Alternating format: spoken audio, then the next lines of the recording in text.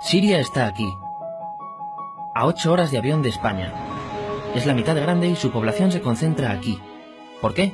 Porque toda esta zona es un enorme desierto, pero un desierto muy importante. Tiene 1/3 de las reservas de petróleo del mundo y también de gas natural. Según algunos, el nuevo petróleo. Para sacarlo de aquí y llevarlo a Europa, hay que rodear toda esta península y salir por el canal de Suez. Como te puedes imaginar, aquí te cobran. Pero hay otra manera más fácil, la línea recta. El que controle estas tuberías las puede abrir y cerrar, como un grifo. Si no pagas, no hay petróleo, ni gas. Esta región es increíble. La civilización en el planeta empieza en 3 sitios y este es uno de ellos. Mesopotamia, aquí. Sumer, que te sonará menos, pero es donde empieza todo, aquí también. ¿Recuerdas la Torre de Babel de la Biblia? La hicieron estos tíos. Egipto, aquí. Siempre ha sido un punto de contacto entre Oriente y Occidente, dando a Asia salida al Mediterráneo. Quizá por eso aquí nacen las principales religiones monoteístas, el judaísmo, el cristianismo y el islam. El islam es el último que llega y de hecho acoge a las 2 anteriores. Adán, Noé, Moisés, Jesucristo son considerados profetas islámicos. Bueno, al grano. Como la zona es brutal, todos han querido controlarla y siempre ha estado dentro de algún imperio. Los persas, los griegos, los romanos. El imperio romano termina partiéndose en 2 y finalmente solo sobrevive esto. Ahora es cuando la última religión monoteísta, el islam, construye su propio imperio. ¿Te acuerdas de las cruzadas? Bueno, pues son los europeos cristianos intentando recuperar esta zona de la que estamos hablando. Los últimos en llegar son los turcos, que ojo, no vienen de Turquía, sino de muy lejos en Asia, junto con Gengis Khan. Lo conquistan todo y fundan el Imperio Otomano. El Imperio Otomano se queda ahí hasta la Primera Guerra Mundial. 600 años. Cuando acaba la Primera Guerra Mundial, aparecen pequeños países donde antes estaba el Imperio Otomano. Y por primera vez vemos a Siria en un mapa. Hasta ahora la habíamos dibujado para no perdernos. ¿Y quién se inventa estos países? Bueno, lo que te voy a contar es alto secreto. O lo era en 1916. Este súper secreto se llama Acuerdo de Sykes-Picot. Los franceses y los ingleses no podían derrotar solos al Imperio Otomano.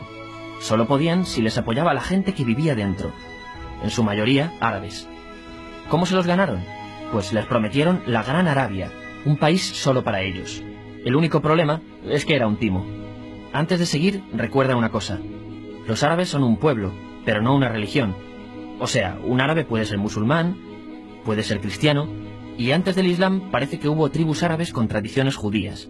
Bueno, pues a los árabes no les dieron ese único país que les habían prometido. En su lugar, franceses y británicos crearon muchos países pequeños. Estos países, obviamente, no eran países de verdad, sino zonas bajo su control, con gobernantes puestos por ellos. Durante este tiempo hacen lo que quieren con la zona.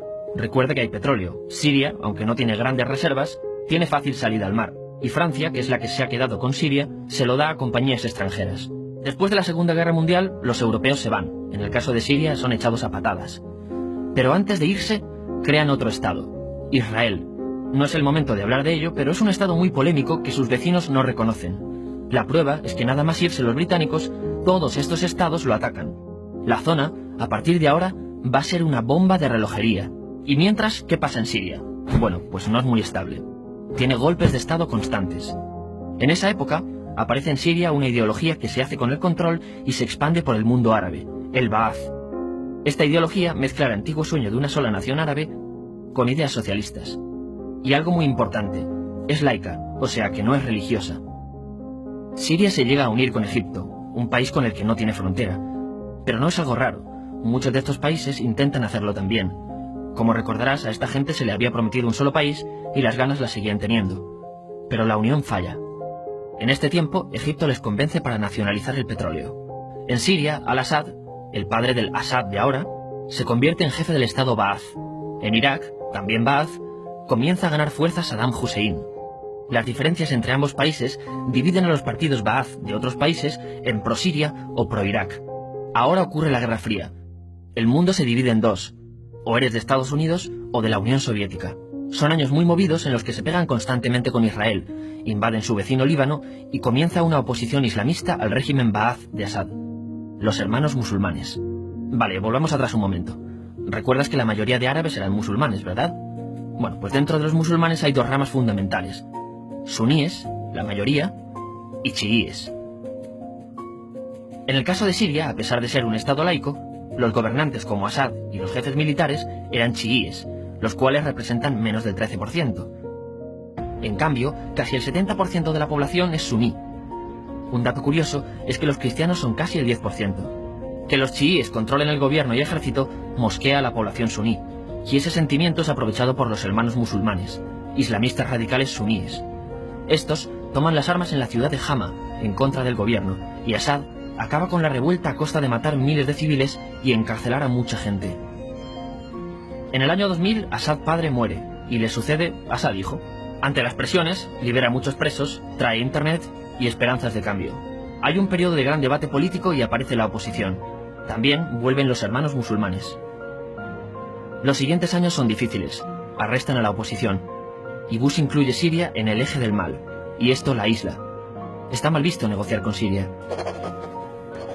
Los kurdos, un pueblo que vive repartido por varios países de la zona, comienzan a protestar también. Hay represión y muertos. En 2011, te sonará esto, ocurre la Primavera Árabe. ¿Qué es esto? Bueno, es una protesta que se va propagando por todos los países árabes pidiendo más democracia. Como ves, el mundo árabe, a pesar de estar dividido en países, tiene tendencias generales. Cuando llega a Siria, Assad hijo termina usando el ejército y en los enfrentamientos mueren unas 1000 personas. Los enfrentamientos irán escalando hasta que se conviertan en guerra civil. No hay un momento exacto de inicio. Lo importante es que hoy en día hay numerosas facciones en juego. Vamos a verlas.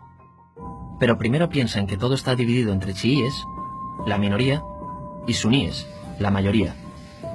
Chiíes, y además laicos, o sea, no religiosos, son el gobierno de Al-Assad. Controla todo esto, que si recuerdas son básicamente las zonas chiíes del país, y está enfrentado al resto. También mayoritariamente laico, pero suní, es el Ejército Libre de Siria, o FSA en inglés, junto con el Frente Islámico, que es religioso, y otros 70 y pico grupos más, forma una coalición que la prensa llama simplemente la oposición.